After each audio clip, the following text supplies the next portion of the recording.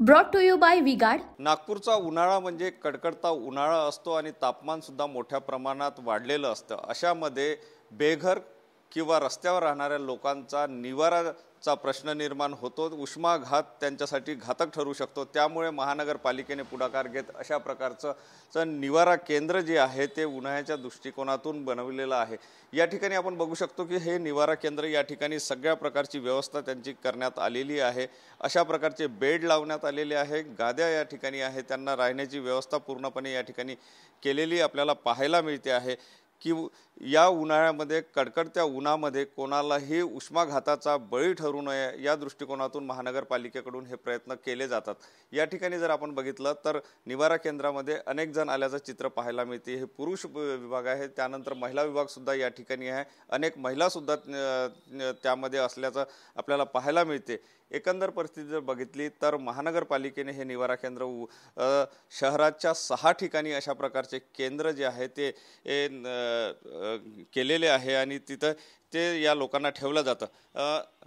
काय सांगाल तुम्ही, इथे काय उन्हापासून वाचण्यासाठी इथे आले आहे?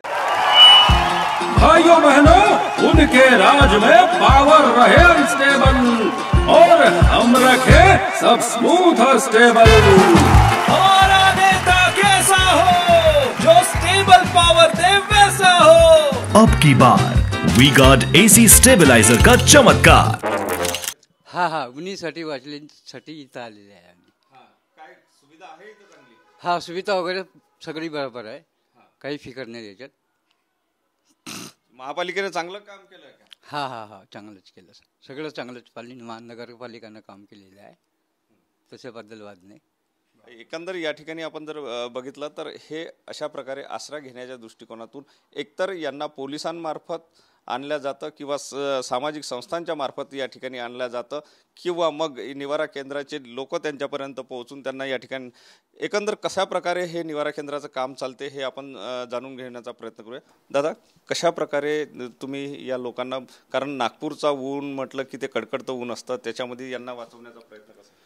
आपण सगळ्यात पहिले रस्त्यावर जर कोणी झोपलेलं आढळलं किंवा ज्यांना घर नाही आहे अशा लोकांना आपण सगळ्यात पहिले तिथे स्पॉटवर जाऊन आपण त्यांना व्हेरीफाय करतो की खरंच याचं घर नाही आहे आणि त्याची चांगल्या माध्यमातून काउन्सिलिंग करून आपण त्यांना निवारा केंद्रामध्ये शिफ्ट करत असतो आणि त्यांना उन्हापासून संरक्षण मिळेल जेणेकरून त्याचा जीवहानी होणार नाही याचा प्रयत्न आम्ही करत असतो। या ठिकाणी आपण बघितलं तर मोठं केंद्र तुम्ही उभारलेलं आहे, शहरामध्ये 6 ठिकाणी अशा प्रकारचे केंद्र। उनका बैकअप सिर्फ कल तक और हमारा चांद तक।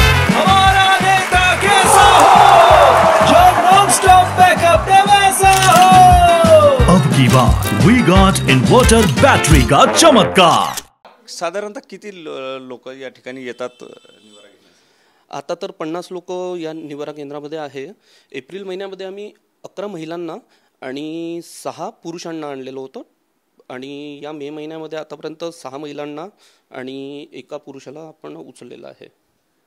एकंदर जर या ठिकाणी बघितलं तर या उन्हाळ्यामध्ये कुठल्याही प्रकारे रस्त्यावर राहणारा किंवा बेघर व्यक्तीला उष्माघाताचा बळी ठरू नये या दृष्टिकोनातून महानगरपालिकेने ही उपाययोजना केलेली आहे। शहरातल्या 6 भागांमध्ये अशा प्रकारचे निवारा केंद्र त्यांनी उभारलेले आहे, ज्याचा फायदा या बेघर लोकांना होताना दिसून येतो। कॅमेरामन सचिन सयामसह Sunil Dhage, TV9 Marathi, Nagpur. Brought to you by V-Guard.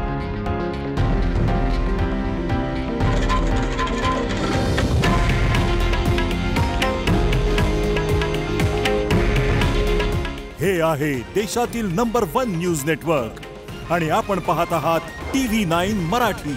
काळजी तुमची, हित महाराष्ट्राचं।